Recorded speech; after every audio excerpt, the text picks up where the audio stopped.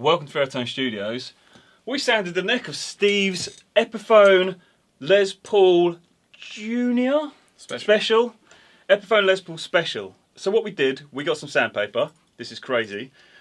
120 grit. And went over the neck with it, and then sort of worked our way up. I think I went to like 320 and then to 400. I only used 3. 400 is about right because this is, I think it's a poly finish. I mean, it's definitely not nitro. Yeah, it's really thick as well.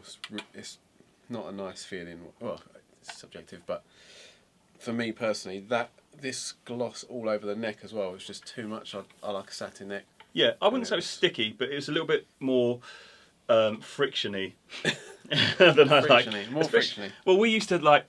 This is a Chapman. It's got satin neck. So most of these have satin necks in here, or roasted maple, or a matte finish, or a nitro finish. Have you got any more gloss-necked guitars? I got rid of all of them.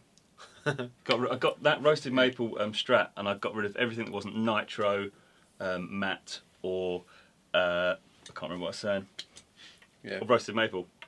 So I was trying to sell this because I got the Jared James Nichols one, and no one wanted to buy it, and I was sort of begrudgingly selling it because I really like this guitar, but it had the thick glossy neck and I was just draining the life out of me every time I tried to play it.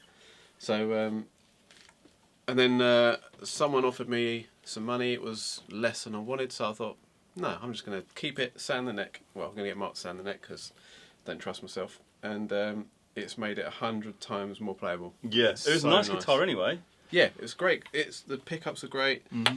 The body shape, it's a slab body. I quite like it. I actually enjoy that for a Les Paul. I don't think it's a problem because the Les Paul Tune-o-matic makes it quite a high. I'm going to say action. That's the wrong word, but the bridge is miles away, so you're at that angle anyway, so it doesn't matter. Yeah, I see what you're saying. I could cut a gut cut on it. Yeah, That'd double be really good. P90. Like, I was always on the bridge P90. And that was why I got the Jared James Nichols one, because it's got a single bridge P90. I thought I'd never use that anyway. Yeah, you were playing the neck earlier though, weren't you? Yeah, I've started really liking it now, so I'm really glad I kept it. But anyway, so it's got this, I don't know if you'll be able to see it, sanded this off, and it looks like it's got some sort of skin disease now. Yeah, we didn't go, we went really down good. to the wood. I mean, it was by accident, if I'm being honest, but we decided to go sort of patchy, so it's like it's relict, rather than just down to the wood the whole way over, and it's still got the, so it's not completely down to the wood. You can see the wood, but it's still got a bit of the sealer over the wood, so it's not unfinished. Yeah. And it looks cool. It looks like you've worn it down. Yeah, because whilst whilst you were doing it, it was sort of contemplated going to all wood, because this is actually a really nice grain on there. Yeah, it's sapele or mahogany. It's probably it's supposed to be mahogany. Well, it's going to be it might be sapele. but yeah, this as a, if you did get every bit of this paint off and made that wood colour, it would look quite cool. But I quite like the patchy look. No, it looks like you've worn it down, even though there's no wear on the rest of the instrument at all. There's not even a pick mark on it. You've got to play it more now, which I think you will. Oh, I definitely will, yeah. But this is such a good guitar, especially for the money. It's about 350 quid, I think, new now. Wait, well, it's always been about that. It's Peter Nore's fault, isn't it, this one? Yeah, it's the one where he said he was blindfolded and they got this one and the Gibson equivalent, which is about 1,200. It might be more, it might be 16. And they said, have you given me the same guitar back? And I thought, well, it already sounds good. And now you can't tell the difference between this and a Gibson. It's got to be good. Just sanding the neck down. I was a bit worried about sanding the neck down myself. I didn't want to mess it up, or, you know, if I did mess it up and then I can't sell it because I've messed it up, it's even worse if I didn't want to play it. But I think it was just really easy. It's a really easy thing to do that I think I would have panicked about. 15 minutes? Too long, yeah. 15 minutes and it's perfect. So sanded it in the other room, and then I wiped it over with effectively a wet cloth and then some kitchen roll just to move the. I think I did that twice just to make sure everything was gone. Yeah. Looks great, makes it more playable, and I do think you should. If your guitar isn't quite right, you think, oh, I wish it had this. Do it. Yeah. And if you do it, and you think that's nice, maybe I shouldn't have done that.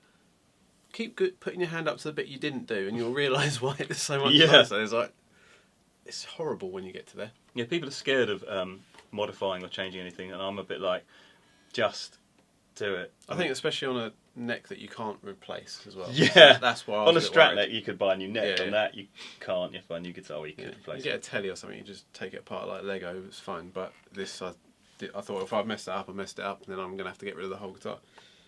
Yeah, just wish it had Grover tuners. Which is something that we can do and will do. So should you do that to a neck? Yeah, it's not too difficult. I wouldn't go too heavy on the. I wouldn't go like a 40 grit or a 60 or 80. It'd probably be fine. Just anything that's too like chunks of gravel, you might go a bit. It's going to be hard to smooth off. So I went 240 or 120. It might have been 120, and then 320, then 400. Just felt a bit right. I thought I might go up to 800, but it doesn't feel like it needs it. So I'd say like 400. you said, it still feels like it's got a finish on it. Doesn't feel like that. Doesn't feel like I'm touching the wood. No, It's still. that's what she said. It's still. There's still a finish there, but it's not that horrible. Yeah, it's quite difficult to know where to finish, so we just kind of wung it. Yeah, I didn't really care about the look. Like it's only for me, but as long as it plays nicely and it's just improved it. Nice. Thanks for watching. Should we have lemon and ginger tea? Yes.